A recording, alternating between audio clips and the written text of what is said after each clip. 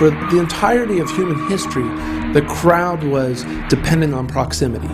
We had to be together physically in order to create a crowd. Suddenly, with the internet, we were able to create a virtual crowd. And what this allowed is it allowed people to get together through intent, through shared interest.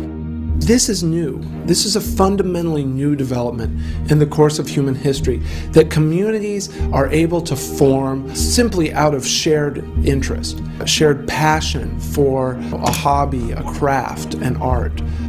So crowdsourcing is when a company takes a job that was once performed by employees and outsources it in the form of an open call to a large, undefined group of people, generally using the internet. There's a couple crucial terms in there. One is open call and the other is undefined, and they both get the same idea, that the person who you think would be best qualified to perform a job isn't always the best person to do it.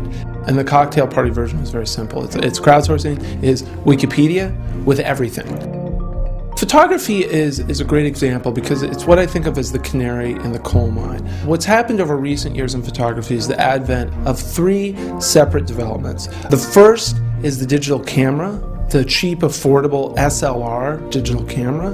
The second is photo editing software, which has become easier and easier to use. And the third, of course, is the internet. And so the quality level of stock photos produced by amateurs essentially reached an equilibrium with those created by professionals. What happened was that stock photos were no longer a scarce commodity. They became an abundant commodity. Instead of charging $300 per stock photo, they charged $1. And as you can imagine, the demand for a commodity that had been marked down by 99% was huge.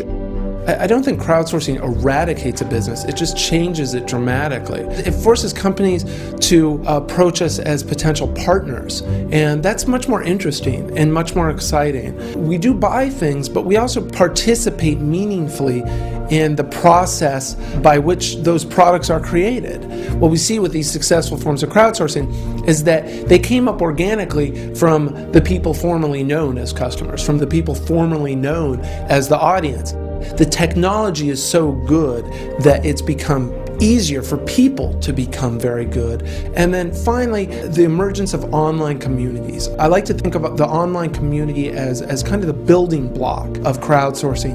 It's what the corporation is to the industrial era. It showed that people could come together and self-organize into productive units. What once took managers in a corporate hierarchy can now be done in the context of the community.